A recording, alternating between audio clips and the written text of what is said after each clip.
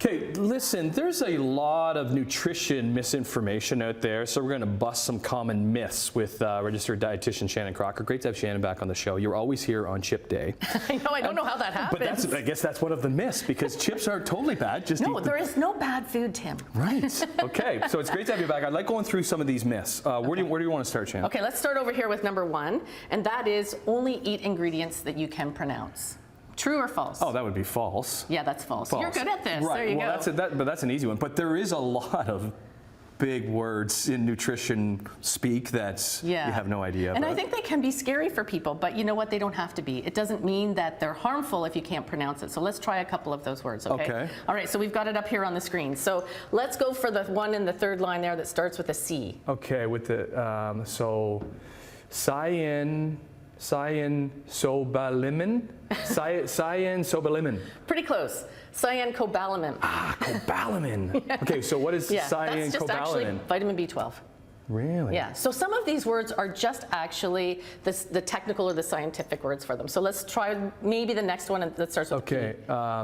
Hydroxin hydrochloride? Yeah, that's pretty good actually. So that's just vitamin B6. And then the last one that starts with an I. Why didn't they just say vitamin B6? Why did they go with the big words? Well, there's a scientific technical term for it. Yeah. Okay.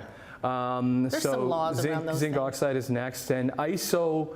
Isoleucine, yeah, pretty good. That's an amino acid. That's an amino acid. Okay. Yeah. So just to show you that just because a word is big or it's difficult to pronounce doesn't mean that it's something that's bad for you or harmful. You know what? Sometimes I think I read these words and I think they're made up. They're just trying to fill, because there is so many ingredients in some things. Can be, yeah.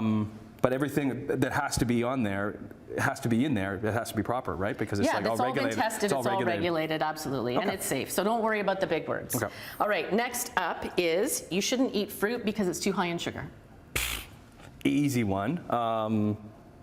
Or is this a trick question? I would say false. That's false. Okay. Yeah, that's false too. You know what? I went to school for 6 years to defend bananas for the rest of my life. So honestly, fruit does have sugar, yes. But it also has antioxidants, vitamins, minerals, fiber that are all good for optimal health. Okay. So fruit, I definitely would encourage you to. In this bowl, yeah. Which is the healthiest? Which is the best one to go for? Well, they're all nutritious. They all are going to provide different things. So for example, the bananas, these ones are a little green. They've got a fiber that is actually a prebiotic fiber, good for gut health. The pears and the apples have pectin fiber, which is really great for gut health as well. Yeah. Berries are going to give you lots of antioxidants, great for brain health. Oranges, vitamin C for immunity. So they're all going to provide a little something different. What I recommend if you want it to last a little longer is add something with some healthy fats and protein like nuts to go along. You wouldn't eat these green bananas, would you? Yeah, I would. That's my favorite way to eat them, actually. Yeah, these aren't too green. Let's try it out. Yes! Okay, go on to the next one here. Let's get going on. Daddy, what? You got to try it. Okay, all right. Let's hear. Okay. Processed foods are bad for you. Avoid processed foods. Okay, I would say yes, but is it impossible to avoid all processed foods? Yeah, absolutely, because all of these things are processed. So pretty much everything that you eat is processed. And just because it's processed doesn't mean that it's bad for you, right? Even lentils, right? You don't just pick them out of the ground and start to eat them. Oats, canned tomatoes, black beans, tofu, canned fish, frozen veggies. All of these foods have been processed in some way. So the level of processing doesn't necessarily tell you how nutritious a food is. Because you think processed foods and you just think bad. Exactly. So what I would say is choose more minimally processed foods more often that are going to give you nutrients that you need for good health. Okay, what's this healthy stuff over here?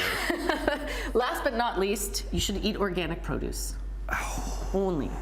Only. That's the myth or the fact? Well, I would say that's a myth. That's a myth. Yeah. So you know what? Both organic and conventionally produced vegetables and fruits are safe and nutritious. And what I would encourage people to do is to just eat more of them, regardless of which ones. If you like to choose organic, you've got the budget for it, it fits in your lifestyle, go for it. There's absolutely nothing wrong with it, but there's also nothing wrong with fruits and veggies that are produced conventionally. What's the best one in this mix here? Again, they're all going to give you something a little bit different. Like, I'm really have an affinity to kale, especially like this hearty kale. Yeah. Where you cut that up and massage it and put it into a simple salad. Yeah. Very especially tasty. Great for fall. Yeah, cauliflower is a tough one. Roast it. You got to roast it. You know what? Or make it into a cauliflower soup. Shannon, look how hard it is to open this banana. Come on, are you kidding me? Okay, try it. I'm sure. Seriously, it's not too green. I swear. Okay.